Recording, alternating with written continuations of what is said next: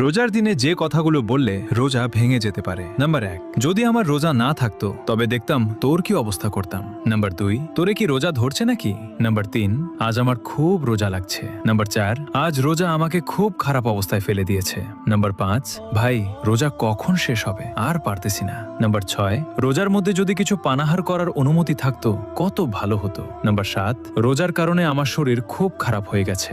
সবার কাছে বিশেষ অনুরোধ, সব মুসলমান ভাইয়ের কাছে ভিডিওটি অবশ্যই শেয়ার করুন, যাতে যে মুসলমান ভাইয়েরা রোজার মধ্যে এমন কথা বলে থাকেন তারা সচেতন হতে পারে।